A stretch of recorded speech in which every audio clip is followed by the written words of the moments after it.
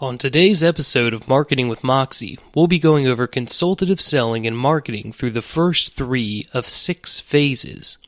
Research, ask, and listen. Are you ready to listen? Hi there, I'm Amanda Rosen. And I'm Alex Rosen, and this is Marketing with Moxie, a podcast about the intersection of sales and digital marketing in business. Twice a week, we'll share tips, tactics, and strategies designed to keep you relevant, visible, and profitable. Let's get to this week's episode. Hello, and welcome to Marketing with Moxie. Today's episode is going to be the first in a series of 2 on consultative selling and marketing. We're going to try to give equal time to how this applies to the sales side and the marketing side, as well as B2B and B2C. I've been in sales for over a decade, so I'm super pumped to talk about this shift. Things have certainly changed since the old way. Cold calls, sales demos, and qualifying leads, and maybe getting a close in there. It was kind of sales 1.0. Amanda, when was the last time you were given one of those poor telemarketing sales spiels? Oh, I would say anytime someone's come to our house to try to sell us something, like I'm specifically thinking of the people that come and they just try to cold sell you on why you need their lawn care. And they've never taken any time to figure out like what exactly it is that you need. They just knock on your door, and they always come at dinner time when everything's chaos. Very inconvenient. They don't really care. They're just there to sell their lawn care stuff, and it's really irritating. Well, things have changed, so let's start with a refresher of the concept here in this sales 2.0 era. So what is consultative selling? So this is a method in which the salesperson spends the time with the customer to understand their needs and underlying problems that they're trying to solve. Then they recommend a solution and or aspects of their service or product that will specifically address that problem. So indeed, this is solution-based selling. This isn't selling by pushing right to the product or service. Now, the solution is hopefully found in the product or service ultimately, but it's important that the focus is more collaboratively finding out how the solution addresses what the customer actually needs, not what we presume they need.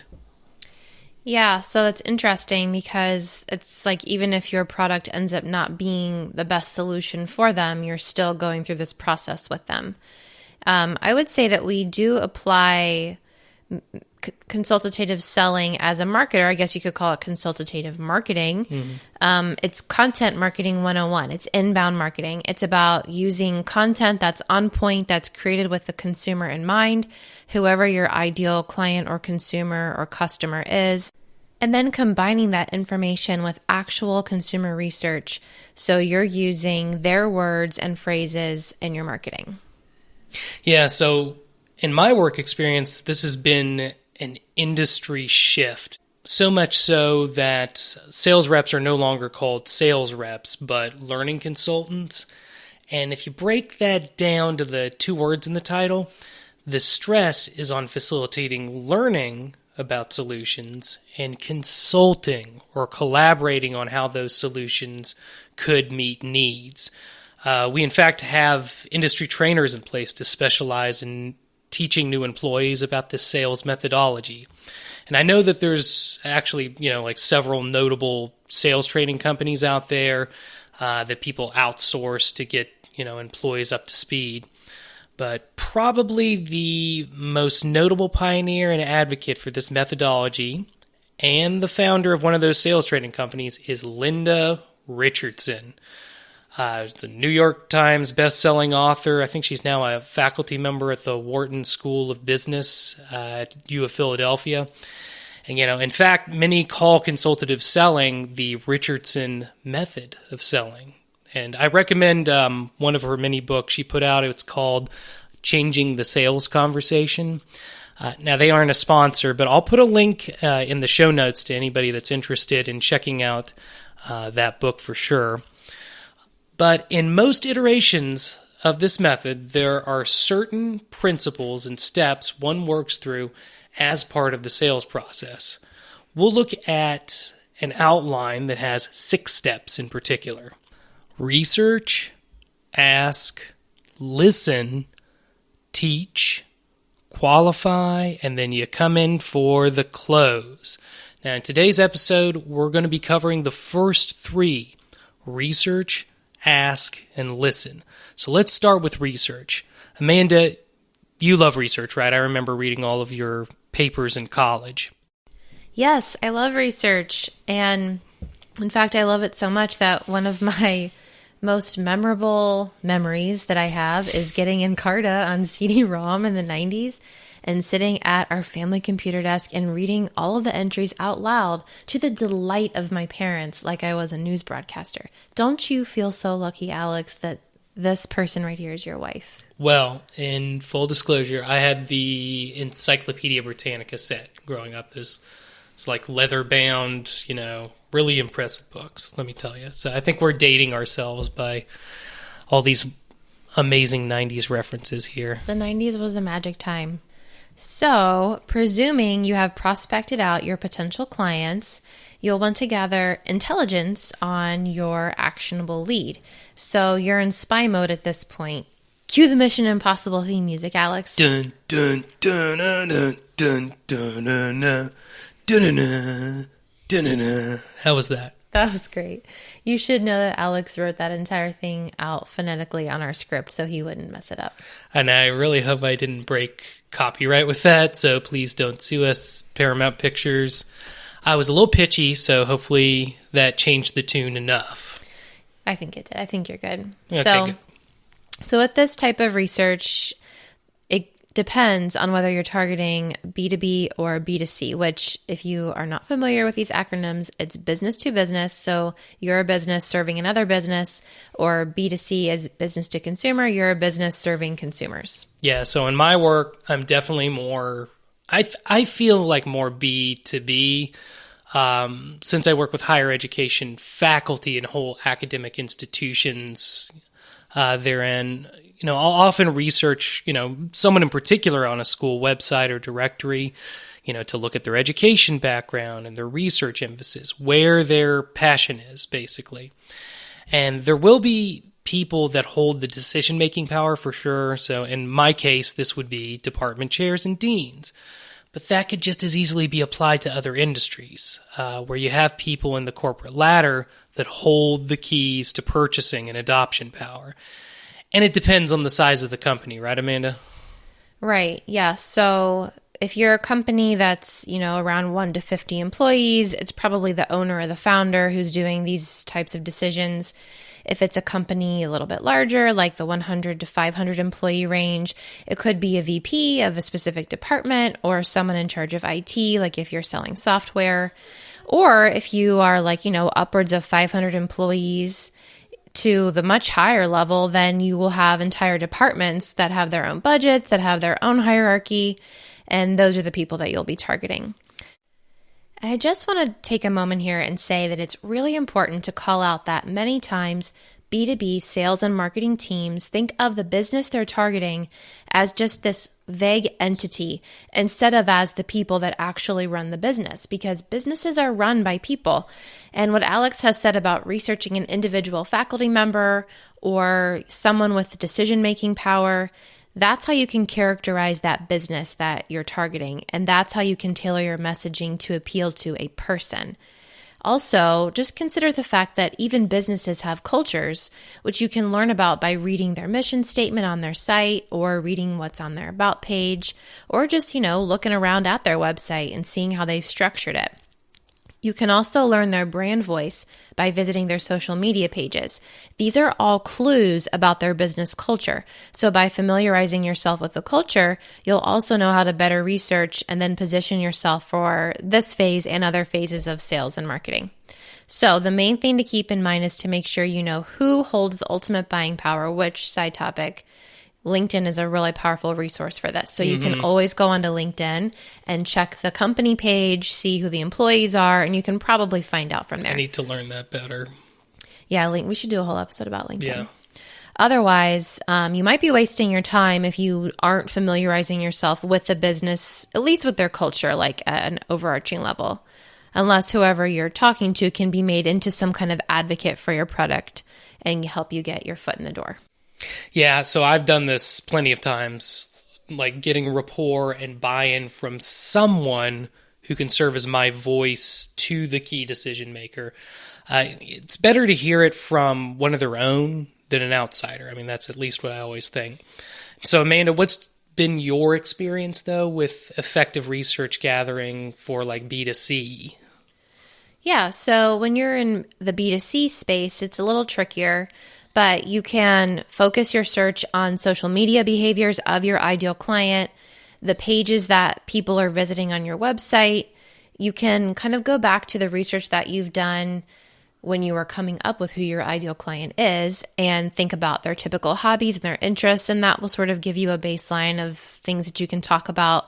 You can also focus on their age range because there are different generational qualities, like people in a certain generation are going to look at psychology pricing, for example, in a totally different way. Some other ways that you can think about this is by checking your sales funnel and kind of troubleshooting it. So where are there drop-offs in your funnel? There's always going to be a drop-off. So checking to see what's happening there. You can also use heat maps to research where visitors are clicking on your website. That'll give you a really good idea of how they're using your website, and then you can kind of pivot from there. Surveys are also a really powerful tool. You can do this in several ways. You can obviously send a survey via email to your current customers and use the research that you get from there to help you target new customers. But you can also use something called an exit intent pop-up, which we've all seen this when you're on your desktop most often, and your mouse moves up to the upper corner of the web page. A little pop-up will come up, and usually it's for you to download something, or maybe you get a coupon. Well, you could use that as a survey, and it could just be something about what made you change your mind about purchasing today. So these are all ideas that you can use. So, I mean, like after you've done this needed research and you know who your target client and customer is, your key decision maker, you're ready to start the conversation with them, basically. And that brings us to the next consultative selling step, which is ask or asking. And this is where your first actual interaction with the customer occurs. And what distinguishes this as consultative selling is the kind of questions you ask, which are open-ended. So you aren't simply asking whether or not your product looks like something they would buy. Instead, you're asking questions that would elicit even more information to get to their stated needs. So I'm going to try something here so everyone can remember that particular phrase because it is very important. Amanda, are you ready? Yes. When I say stated, you say needs. Stated. Needs. Stated. Needs. You weren't supposed to say needs. I said needs. Wow. Well, anyway, so Amanda and I have decided to pull a Joaquin Phoenix circa 2010 and start a rap career. Amanda, what would our rap duo be called?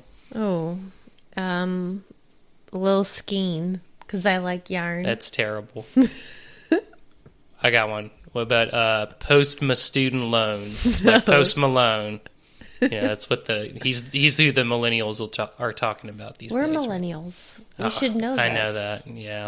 I'm not good with culture. I'm a self-loathing millennial, I guess. So going back to our stated needs chant, an open-ended question gets you a paragraph or a multi-paragraph response from the person you're speaking with, which you can then mine for so much more information, including a whole plethora of stated needs. Word bonus.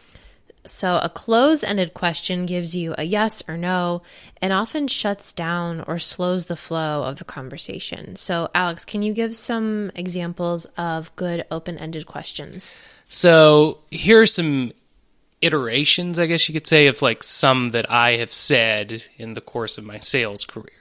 So I might be talking to a customer and I'd say like, I'd love to better understand your department's needs as they stand now. So what are some key goals of your department?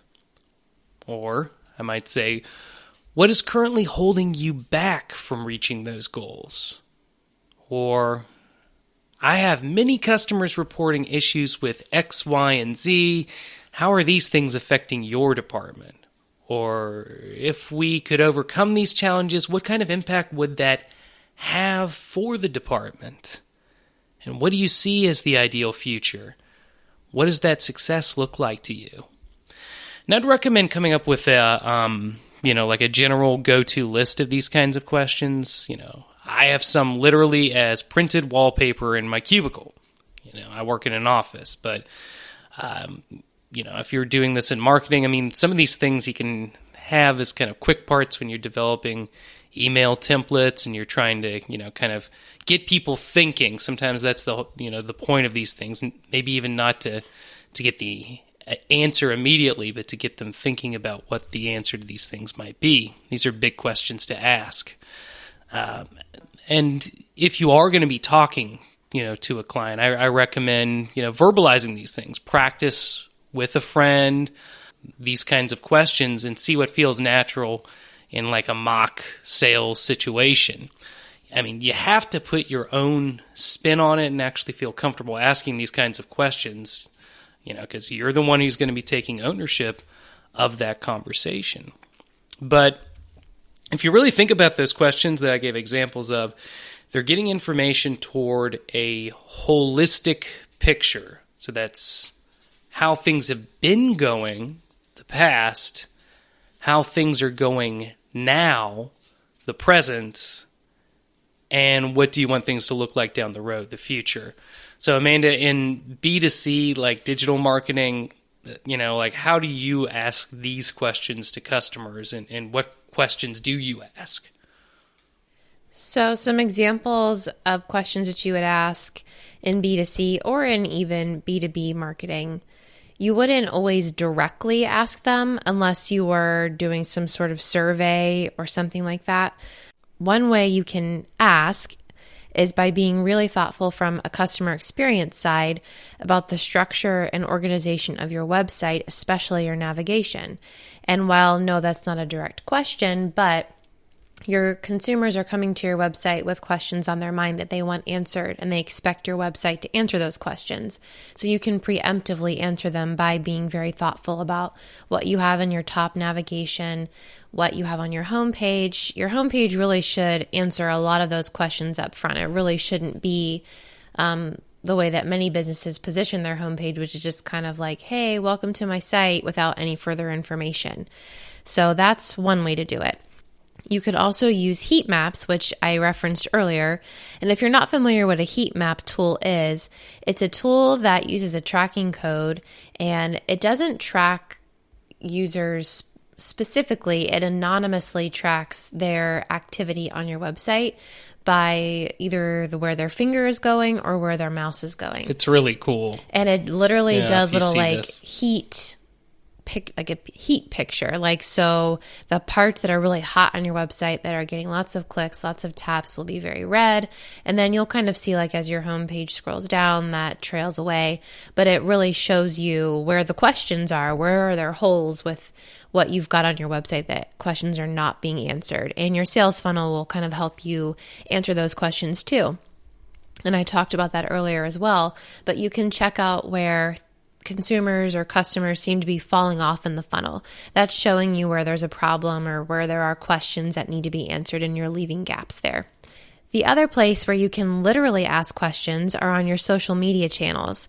On those places, it's very natural to foster conversation, and you can ask open-ended questions, you can ask for their opinion, you can put up polls, those kinds of fun things that really do get people talking. And not only will that give you information from a research perspective, but it will also just get the engagement going, which is always a good algorithm signal for social channels. And then the last way that you can really do this is by asking for reviews. You can do this post-purchase experience through your automated emails that go out after they've received the product. And then you can use that feedback to shape the experience for new customers. So when you have this whole picture of your customer, you kind of know a story here, right? It's a story of, what they've been struggling with, where they are at that moment, and where they want to be. And in that story should be the details you actually need. And how do you gain these details? Well, that's through the next phase of consultative selling, which is listening. So, or the listen phase. So, after you ask your awesome open-ended questions, it's key to not just listen in consultative selling, just as it is, just having the information come into your ears, but to actively listen. That's the key word, actively.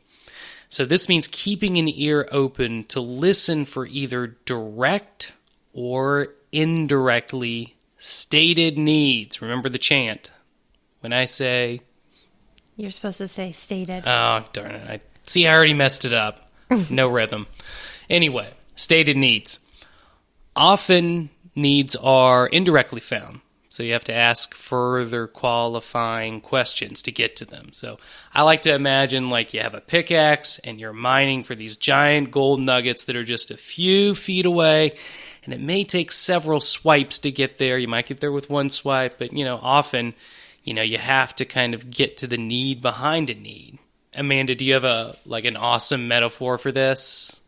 Yes. How about when our dog Aslan has buried some piece of treat inside of our couch, like a piece of old grilled cheese? Yes, that's usually what that it he is. found so on disgusting. The floor, that our baby threw on the floor, and he's buried it under the couch or in a blanket, and he's digging and digging and digging. Yeah, a little bit of mold on there too. There's not mold on there. There's not mold, but there's definitely fuzz on there. But my favorite metaphor is gold. I like the gold. I like the digging metaphor. And it's the consultative selling way of saying, it's like Alec Baldwin's character in Glengarry Glen Ross. He says ABC, always be closing, except in this case it's ABL, always be listening. You have to listen like you're going to be tested on it, and that's not passive, where you're kind of like waiting for your time to jump in and regurgitate or feature dump at a customer. You need to be ready to almost repeat verbatim what they said, and sometimes that is a technique that helps, actually repeating back some of the stated needs to the customer, not only for, your benefit, but also to show you're genuinely listening. You might say, so to confirm, you are saying that the cost and accessibility, factors are the two most pressing concerns. Or to clarify, you're most interested in adopting something that has a low learning curve and a lot of support for implementation. So besides that, I guess tone, pitch, enthusiasm, these are all cues that if you had the benefit, obviously, of talking to a customer in person or on the phone, you might be able to get those cues. And if in person, you get that benefit of body language as well.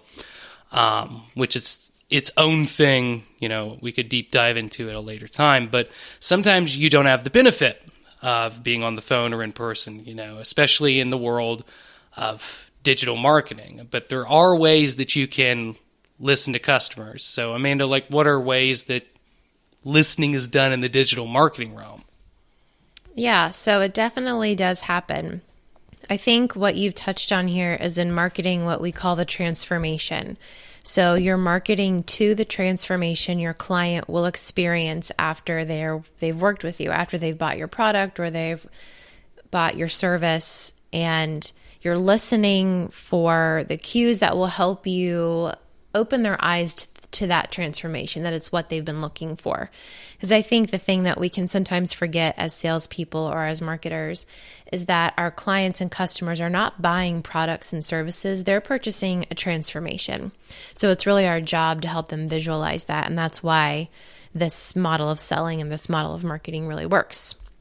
So to answer your question about specific types of listening, there's several ways you can do this. So my clients who sell actual products, or even if they sell info products like courses or things like that, I really do recommend that they get on the phone with their customers and interview them.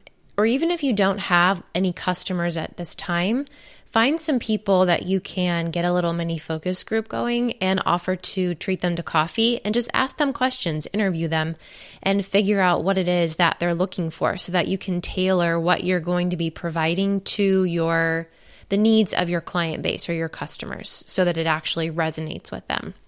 You'll get so much valuable information from these interviews, and then you'll also get literal words that they're speaking. Then you can then pull specific phrases and words, use it in your copy, use it in your marketing, put it on your website, use it to build out the FAQs, use it in the product description, all that stuff. As for actual listening, there are tools called social listening tools that a marketer or a business owner can use or a sales team can use. Some of them are paid. There's tools like Hootsuite or Sprout Social. They're pretty robust, and they also have like scheduling capabilities for your social media posts. But you can just start small with something free like setting up some Google alerts. And what all this does is you'll receive an email anytime somebody mentions the specific things that you want to track. So social listening is not literally brands or businesses spying on you and trying to see what you're talking about. It's them tracking specific phrases such as like their actual brand name or their business name, their product name, certain keywords or strings of keywords, or even their competitors if they're curious what their competitors are doing. And the purpose of that is to find the conversations that are involving their brand, their business, their product, their service that they may not be aware of because they're not being specifically involved in them as a first person, but they still want to know, especially if there's a problem and they want to have the opportunity to address it. And then not to keep repeating this over and over again, but surveying is such a powerful tool. And I've mentioned it many, many times, but you really should survey. You should figure out ways that you can survey. There's so many ways you can build it in, and the information is just invaluable. Okay, and the last thing that I really want to emphasize is actually two things. If you hear a snoring sound, it's my dog, our dog. He's laying beside us and he's snoring. So these microphones, you never know what they're going to pick up. He's old and he's snoring right now, so you might hear him. And then the other thing, we don't quite have our podcast studio. Full disclosure, we're in our kitchen right now, just at the kitchen table. You don't even have to be fancy. No, you don't have to be fancy. You just need microphones, some laptops, and that's it. And you're ready to go. We're keeping it real. So he's no longer snoring. He's walked away. So I'll get back to my other thought. He knew we were talking about him. Which is, if you're in B2B or B2C, really what I think all of this boils down to, everything Alex has talked about, everything I've talked about, is just being so in tune with your customer or your ideal client at multiple levels that when they come across you or they have the opportunity to speak with you on a sales call, that they feel at home with you, that they're comfortable with you, and you've created a familiarity with them, and they're ready to just see what you've got to say. And you can do that through so many different levels on your website, your messaging, your sales calls, your emails, all of it. Just learning about your customer and what he or she needs. So to wrap up the listen portion then, I'd like to share a personal technique that I like to do. So in my case, I'm mostly on the phone with customers, and what I'll do is I'll get out a piece of paper, and as I hear a stated need from them, I write it down. And that's column 1 on the left-hand side of the paper. Then I look at that bulleted list of needs, and then on the right-hand side of the paper, I list some specific features or aspects of the product or solution that I'm selling that I believe might best meet the stated needs. So only things that I think would apply. And then it's just a matter of drawing a dotted line from one to the other.